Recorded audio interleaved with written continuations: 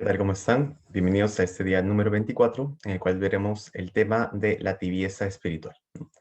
Es un tema un tanto breve. Estaremos viendo el día de hoy este tema, el día de mañana el tema del sermón de la montaña, en el cual profundizaremos un poco, porque de hecho en el fondo es un tema sumamente extenso.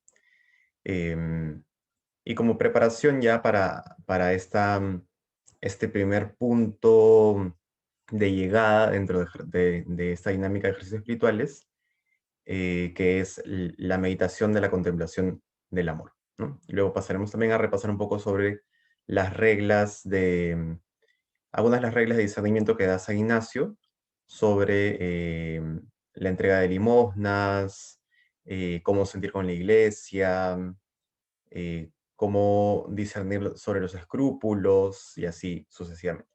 Bueno, comencemos con el tema de hoy. Entonces, primero, ¿qué cosa es la tibieza espiritual? ¿No? La tibieza espiritual es una relajación espiritual en la cual esencialmente lo que hacemos es em, tender a elegirnos más a nosotros mismos que la voluntad de Dios, ¿no? Es un desgano en general por todo lo que implica un ejercicio espiritual, ¿no? Un desgano por la oración, un desgano por ir a misa, un desgano también a veces por vivir la virtud, la caridad, por querer formarme en la fe y así sucesivamente, ¿no? Y en última instancia, ¿no? Entendemos la tibieza ya como un estado crónico con aceptación habitual del pecado venial deliberado, ¿no? Entonces hay digamos, o sea, es como que lo único que realmente nos importa ya solo es no pecar mortalmente, pero no esforzarme verdaderamente por vivir una vida santa, ¿no? Sino como que solo hacer lo mínimo, siempre, ¿no? Entonces, esto es un poco lo que caracteriza un estado de tibieza espiritual, ¿no? Ahora, ¿cómo podemos combatir esta tibieza? En primer lugar, pues, tomar una actitud de vigilancia, estar atentos a los movimientos del interior y a las obras que llevamos a cabo, ¿no? En ese sentido, es conveniente, es muy recomendable hacer de forma frecuente el examen de conciencia, un examen de conciencia general, ¿no? Que es un tema que ya hemos visto, o el examen de conciencia particular si estamos también enfrentando, digamos, alguna realidad específica que queremos trabajar, ¿no? Tener esta dinámica nos ayudará pues a mantener conciencia, ¿no? De este objetivo primario, ¿no? Del principio y fundamento, que es pues la mayor gloria de Dios, y la salvación de mi alma y la participación en la misión salvadora de Jesucristo, ¿no? En esta participación de la salvación del resto de almas, del resto de personas en el mundo. Tercer punto, no rendirse, no resignarse a mantenerse en la tibieza, no considerar pues de que no podemos salir de ahí, porque al final eso son tentaciones del demonio en el fondo, ¿no? Reconocer también en ese sentido que Dios nos puede sacar de este estado si pedimos su ayuda de forma solícita, ¿no? Aquí hay que reconocer también de que hay que pedir la ayuda de forma solícita, ¿no? No es como que estoy en ese estado de tibieza y hago un pequeño momento de oración de 5 minutos y ya automáticamente voy a cambiar. No funciona así.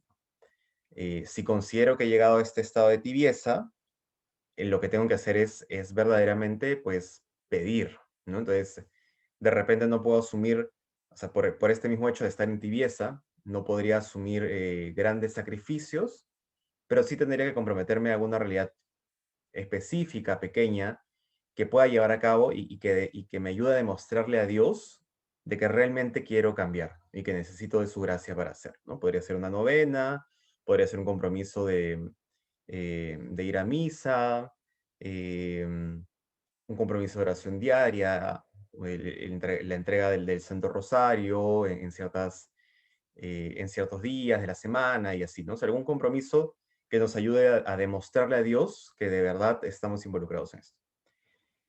Y último punto, considerar la importancia de esforzarse ante la posibilidad de la pérdida de la vida eterna, ¿no?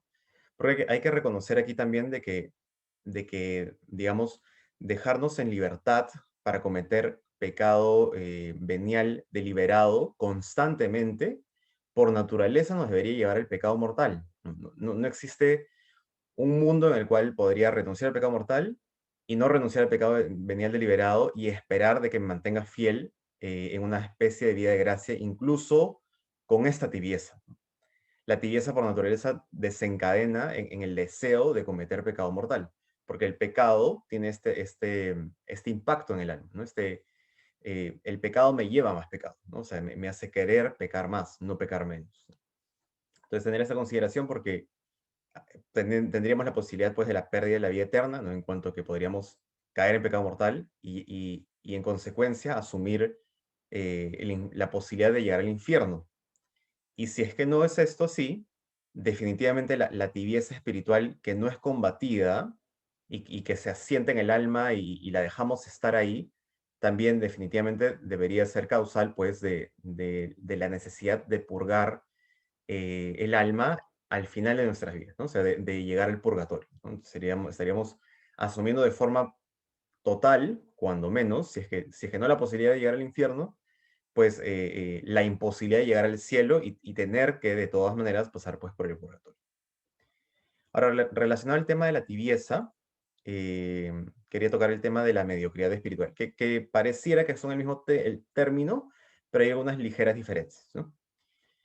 ¿Qué cosa implica la mediocridad espiritual? Es la renuncia práctica a la vida de santidad total, ¿no? ¿Qué quiere decir?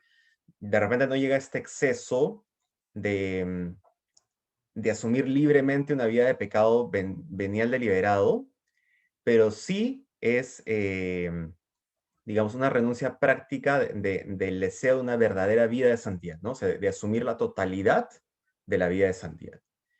En ese sentido, ¿por qué hablamos de renuncia práctica? Porque de repente no lo decimos y en algún sentido no lo pensamos, pero por la forma de vida por la forma en la que llevamos nuestra vida, sí se denota de que hemos renunciado a este deseo de alcanzar santidad, ¿no? O sea, se retrocede en la velocidad de avance en el progreso espiritual en ese sentido, ¿no? Algunos síntomas comunes que se relacionan mucho con la mediocridad espiritual puede ser la vanidad, ¿no? El orgullo, por donde va entrando, digamos, este sentido de dejar de asumir la totalidad del evangelio. La gula, en general, diferentes formas de complacencia eh, sensual, digamos, ¿no? La gula, ¿no? O sea, a través de la comida es una forma y a través de repente de otras relacionadas. El exceso de susceptibilidad, ¿no? En donde dejo de negarme a mí mismo y constantemente más bien estoy preocupado solo por mí, por lo que siento, porque, no sé, los demás hagan lo que yo deseo, y mis reacciones opuestas a cualquier forma de actuar que no sea la que yo quiero, son así propias de la ira, digamos, ¿no? La distracción constante de lo sagrado, finalmente, ¿no? Que también lo podríamos relacionar, digamos, con una curiosidad desordenada, ¿no? Entonces, en lugar de centrarnos en el principio y fundamento, una vez más, em, nos comenzamos pues a desviar y a centrarnos en otras cosas que nos generan alguna especie de complacencia, ¿no? Entonces, buscamos pues que gente que nos hable de forma honorable, ¿no? Que no hiera nuestra susceptibilidad, buscamos la vanidad, buscamos complacencias en la comida y así sucesivamente. Hay en general, pues, esta característica de la renuncia a la abnegación, ¿no? De no querer asumir la totalidad del sacrificio que implica una vida de santidad. Em, de hecho, aquel que cae, digamos, en mediocridad espiritual, sí lleva cierta forma de abnegación, pero no quiere asumirla del todo, ¿no? Entonces, eso, pues, tiene una repercusión en su alma.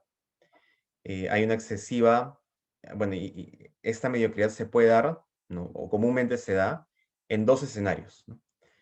Por un lado, podría ser la excesiva entrega a actividades y falta de vida interior. Entonces, caigo en esta especie de engaño en el cual constantemente voy a hacer actividades, incluso apostólicas, ¿no? Pero no tengo vida interior. Entonces, me dedico a hacer cosas, pero no tengo una verdadera relación con Dios, ¿no?